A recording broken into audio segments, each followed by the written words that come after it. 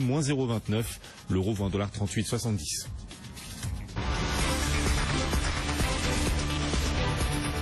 BFM Business, jusqu'à 12h30, Intégral Placement, l'émission 100% placement. Cédric Decoeur, Guillaume Sommerer. Et on va parler retraite à présent. Le contexte est difficile. Raison de plus pour privilégier les revenus complémentaires. On va en parler avec José Fernandez. Bonjour José. Bonjour. Vous êtes le directeur de l'offre financière à l'UFF. Vous allez nous dire quel placement on doit privilégier pour préparer la retraite. D'abord, un rappel, le gouvernement a annoncé le gel des retraites de base et ce n'est sans doute que le début. Les retraites de base devraient sans doute continuer de se dégrader à moyen terme. Bref, contexte difficile pour les retraités. Absolument, donc on est tous concernés en premier chef. Si on reprend rapidement ce que j'appelle moi la fusée de la retraite, elle est à 4 étages. Le premier étage, c'est le régime de base, celui qui concerne tout le monde. Ensuite, on a le régime complémentaire, qu'on connaît sous les noms de Harco et l'Agir pour les cadres. C'est ce qu'on appelle la retraite par répartition et c'est ce qui pose problème. Les cotisations des actifs doivent payer les pensions des retraités et on voit bien qu'il y a de plus en plus de retraités et de moins en moins d'actifs.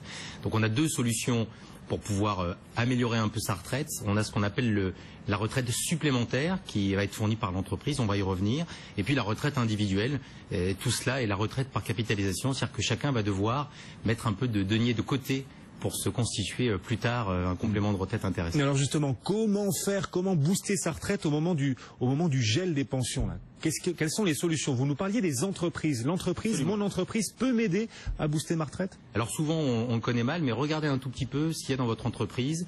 Vous avez d'abord le plan d'épargne entreprise dans lequel sont versés l'intéressement, la participation, qui parfois est abondé. Alors dans les premières années de vie, on s'en sert pour acheter sa résidence principale ou pour se marier, mais c'est un produit intéressant plus tard pour pouvoir se constituer un complément de retraite.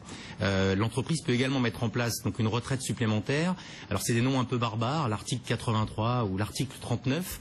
En fait, soit l'entreprise cotise un montant fixe de votre salaire chaque année sur l'article 83, soit l'entreprise vous assure à la sortie un certain pourcentage de votre dernier salaire. C'est ce qu'on appelle l'article 39, les articles du Code général des impôts. Bon, ça l'entreprise peut le faire. Donc ce sont des solutions qu'offre l'entreprise pour booster la future retraite de ses salariés. Ceci dit, il y a aussi des produits d'épargne retraite spécialement dédiés à la retraite. Et pourtant, ces produits-là, les Français ne les adorent pas, ne les affectionnent pas. Effectivement. Pense au PERP, par exemple. Effectivement. Alors il faut savoir que sur l'article 83, le salarié peut lui-même aussi faire des versements volontaires qui sont défiscalisés. Et c'est le cas du PERP, le fameux plan d'épargne retraite populaire, qui est finalement pas si populaire que ça. Le problème vient du fait que la sortie se fait en rente. Alors on a un peu amélioré ces dernières années le fonctionnement, puisque vous pouvez sortir à 20% en capital. Néanmoins, ça reste quand même quelque chose qui est assez peu utilisé.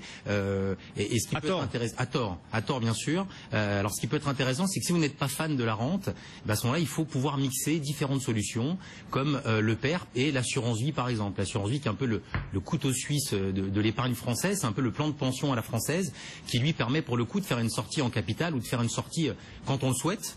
Donc il faut pouvoir mixer ces différentes solutions pour à la fois s'assurer un complément futur et puis avoir un peu de souplesse dans la gestion de son épargne. L'assurance vie, c'est le placement de retraite le plus souple aujourd'hui en France? C'est aujourd'hui le placement de retraite le plus souple qui permet d'effectuer des arbitrages en fonction de vos besoins. Vous pouvez d'ailleurs ouvrir un contrat d'assurance vie pour chaque problématique et vous mettre en place un contrat d'assurance vie spécifiquement pour la retraite. Lorsque vous êtes plus jeune, vous mettez en place des versements programmés d'un montant assez faible. Vous prenez date fiscalement, ce qui fait qu'au terme de 8 ans, eh bien, ce contrat aura une fiscalité intéressante à la sortie et vous pourrez l'alimenter tout au long de votre vie pour, in fine, percevoir une rente viagère ou tout simplement percevoir le capital de la manière dont vous le souhaitez. Ouais, mais l'assurance vie, c'est aussi un bon moyen d'échapper au risque. On peut accepter quand même aujourd'hui un petit peu de risque aussi pour booster sa retraite, non? Est-ce que le PEA, par exemple, peut être utile, un bon placement pour préparer sa future retraite? J'ai envie de dire, comme dans toute épargne, préparer sa retraite, c'est aussi savoir diversifier. On a parlé beaucoup des solutions financières, l'assurance vie, effectivement, avec son fonds en euros qui est assez sécurisé, mais vous avez aussi des contrats multisupports et également le PEA. Et donc le PEA, il faut savoir que le PEA peut permettre une sortie en rente totalement défiscalisée, ce qui est très peu connu. Donc quand vous avez un PEA qui a bien performé, eh bien vous pouvez vous constituer un complément de retraite intéressant à la sortie. Sauf que les Français n'aiment pas la rente. Effectivement, donc on en revient à ma situation préalable.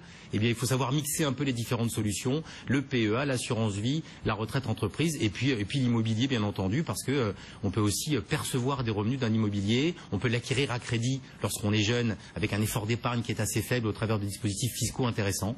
On a plein de solutions pour pouvoir booster son épargne plus tard. Tout reste ouvert. Tout reste ouvert. Absolument. Voilà. Il faut juste avoir les bonnes idées et accepter de mixer les produits. Merci beaucoup d'être venu nous voir, José Fernandez, directeur de l'offre financière à l'UFF. La retraite, on continuera d'en parler bien sûr tout au long des prochaines semaines dans Intégral Placement. Et le CAC 40 reste ancré sous son niveau de clôture de vendredi soir. Moins 0,56% en ce moment, 4428 points. Dans un instant, c'est Aurélie Planex pour le journal et ensuite nos traders vous livreront leur seuil technique du jour.